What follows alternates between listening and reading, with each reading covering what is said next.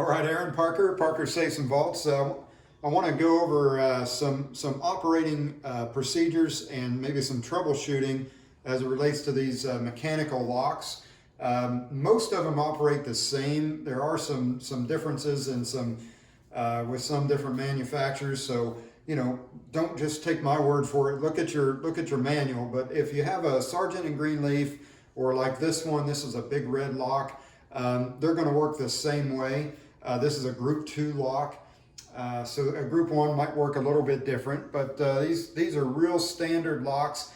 And so I'm going to go over just kind of how to open these, or run the combination and open the lock, and then maybe some things to do if you're having some problems. All right. So this particular this combination, the number on this one is 361145. So what you want to do is turn to the left, right? Or counterclockwise would be a better description. But so we want to go left, right, left, or counterclockwise, clockwise, counterclockwise. And then eventually end up with going one more time to the right, or clockwise. So what I mean by that is if we're going to be turning this lock to the left, sometimes this messes with people a little bit, because the numbers look like it's going to the right. If you look at this little opening index mark here, it looks like it's traveling to the right. I'm not talking about that. I'm talking about the dial itself. You're going to turn it physically to the left, or counterclockwise.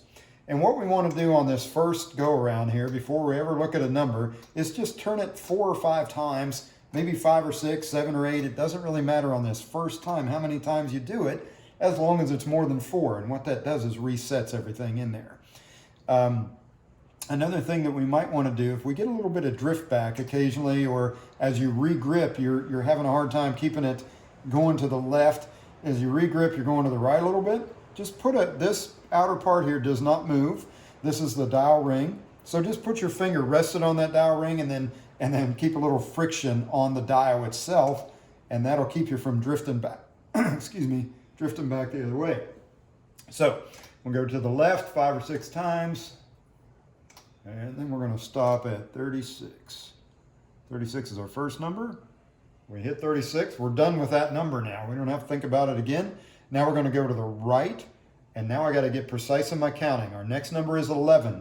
It's going to come up fairly quickly, but you count it every time it goes by. I'm watching for it right here. There goes 11, and this time I want to see it 3 times. 11 twice, and 11 3 times. Okay, now we're done with 11. We'll be going to our last number, which is 45. It's going to be over here, and we want to watch it come by twice. I'm going back to the left. There's 45 once, and 45 twice. Now we're still not in. This is a common error. A lot of times you think you should be in right now. You're done with your numbers. Why am I not in? Okay. Well, I'll tell you why. So if we look at this is the back of a lock. Okay, this is your lock box with the cover removed here. So what we have in there, the reason what we're doing with those numbers is we're getting these little guys. See that little notch there? It's actually called a fence and a gate here. But basically what we're going to do is we're going to bring that around by turning the dial. Okay, we're going to bring that around, and we're going to park it right underneath this lever arm right here. And then we go get the other one, and we bring it around, and through a combination we end up with all of them right underneath that lever arm. And that lever arm has this long arm that goes all the way back across here. It's not just this piece that you're looking at. So if we have 3 of these notches, right, in other words, we have 3 wheel packs, we get all of those lined up back there. Then there's room for this lever to drop in. It's spring loaded, right? So there's a spring right here. It wants to travel that way. So if there's room, it'll drop into place, right? This last sequence, I'll show you what I mean.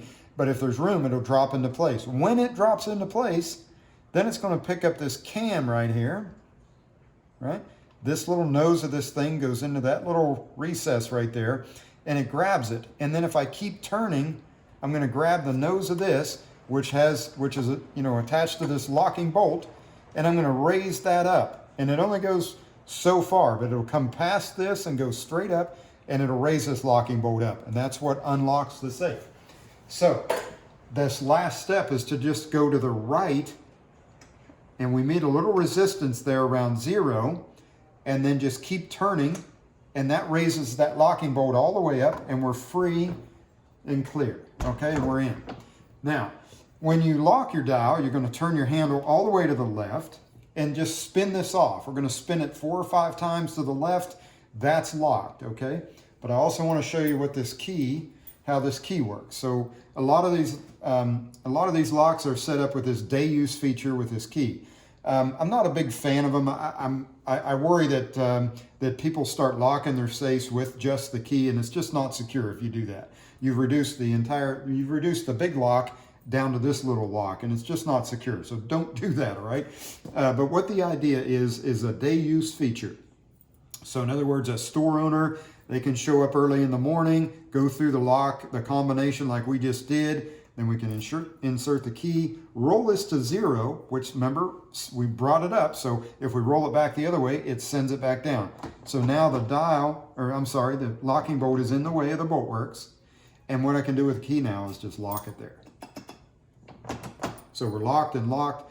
Then, throughout the day we can get in by just using the key. Everything now would turn to the right, to the right, to the right, back to the stopping point, raise that locking bolt up. We can get in, get our stuff, shut the door, and go back to 0, take the key with us, we're locked, okay?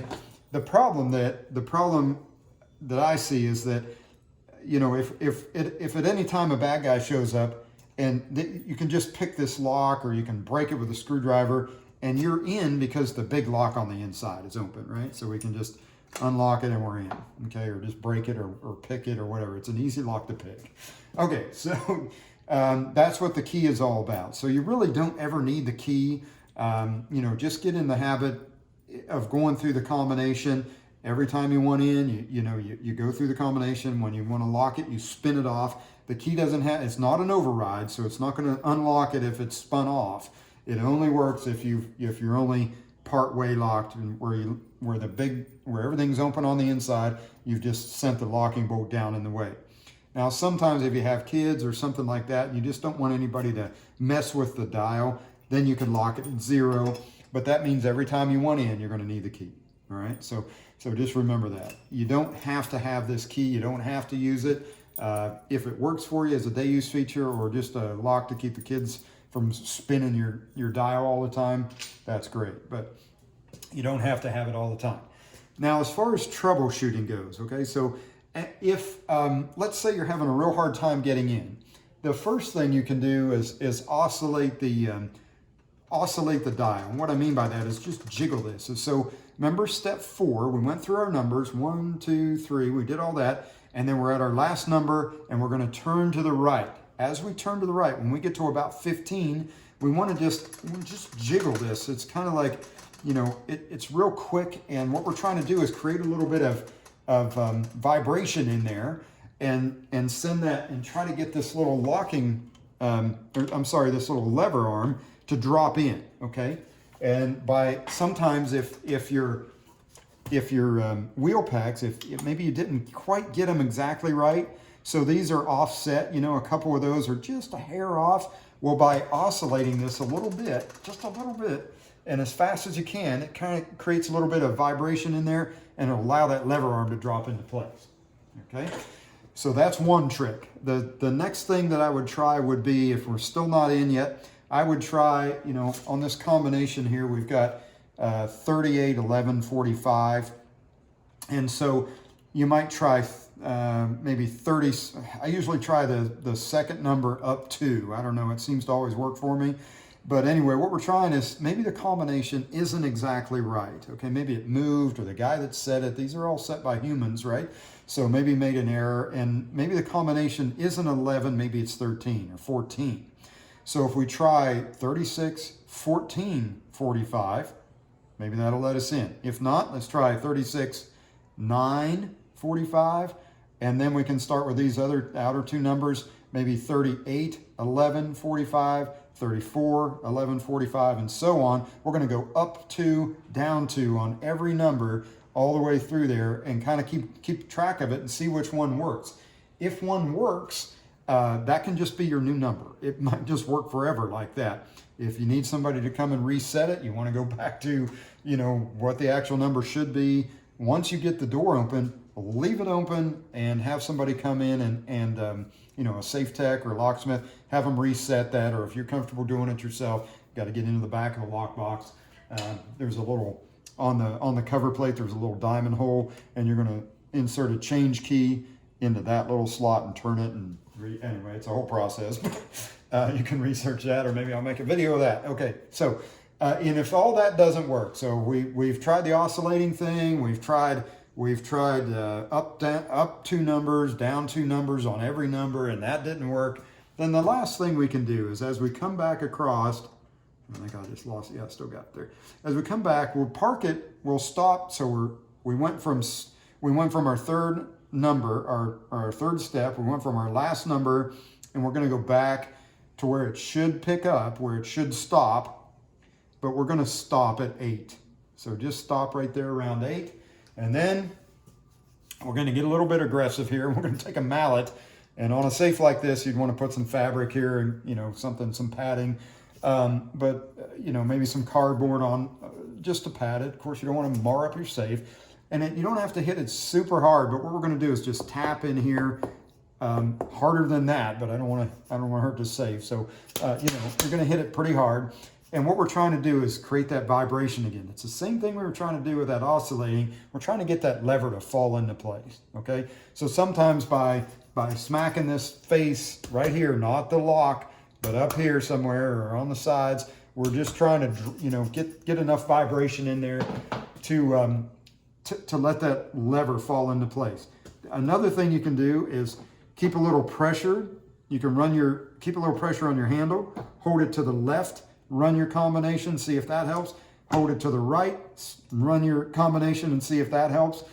You can also kind of jiggle this while you're oscillating. Sometimes that puts a little bit more vibration in there. And also on the stuck lever sequence, which we were just talking about, where we dialed it at 8, and we're going to try to smack it here with a hammer. Sometimes if I'm smacking in and running the handle a little bit, or moving the handle around, that'll let it go. When it goes, you'll generally see it, because it'll just kind of move just a hair, and you'll see that that lever dropped into place, and then you continue to turn, and it'll stop right there, and you're in. So if you had to go through that stuck lever sequence to get in, when you get the door open, call a locksmith or a safe tech, and have them come and service the lock or reset it. Make sure it's working well before you shut it. There's nothing worse than finally getting into your safe and then thinking you're okay and shutting it, and you have the same darn problem, right? So we don't want to do that. If you get in finally, let's make sure before we ever shut the door again that we're good to go, right? So that's pretty much it on the mechanical locks. If you have any questions on that, leave them in the comments. The next thing we're going to talk about here is the electronic locks. So I have a couple of these sitting here. This is, well, let's start with this one. This is the American Security ESL 5. They make an ESL 10 and an ESL 20, and they're very good locks, very reliable locks. But if we're going to have a problem, or when we have a problem with a when we have a problem with an electronic lock, it's generally the battery. It's almost always a power supply, right? So you've got to know how to change that battery, and we want to use an alkaline name brand battery only. Okay, so don't try a lithium, none of that stuff, unless the manufacturer specs it out. Generally speaking, we want to do a name brand alkaline battery. Okay, and dead batteries are almost always a problem. So check your expiration date on the battery. Make sure it's a nice fresh battery. If you got to go to the store to buy one, buy the newest one they've got. You don't have to change your batteries, routinely or anything like that. I kind of recommend changing them when you change the, like your smoke detectors or something like that.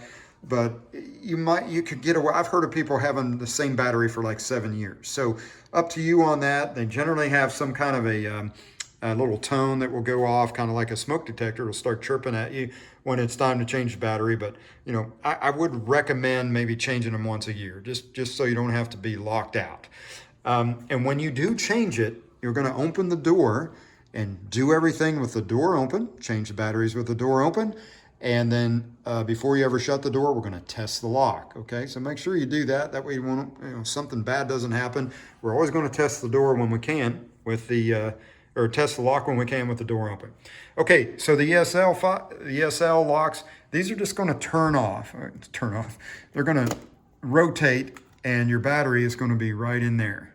All right. So on the ESL 20, you're going to have 2 batteries, but then they just go back on kind of askew here from center, and then they rotate into place. All right. And they're not all the same, so be careful. So like the Kaba and the Lagardes, they're going to bump up. They're going to bump up from the bottom. They're on 2 posts, and you bump them up, and then you've got the battery. It'll look like this. This is one right here. So a Kaba or a Lagarde, they're going to look about the same. And you're just going to bump those up straight up off some posts, and then you can change your battery. It'll be sitting right in there, and just plug a new battery in. The Sargent and Greenleafs, a lot of them anyway, they're not all the same, but this is kind of 3 of the most common locks. They're going to have this little gate right here, and in that reservoir, there we go. In that reservoir is where the battery resides, and then you're just going to close this little gate right here, okay? So open the gate, pull the battery out from the bottom, and then close the gate. So I think that that's, those questions right there are what I get a lot of times is, hey, how do I even change a battery? Where is it at? Well, there's the 3 most common, I think those would be the most common battery locations, all right? So I hope that helps out, and if you guys have any questions there in the comments, or leave them in the comments, and we'll try to get to you as soon as we can. But I think I covered everything I was trying to cover. So thanks for having a look. I really appreciate it.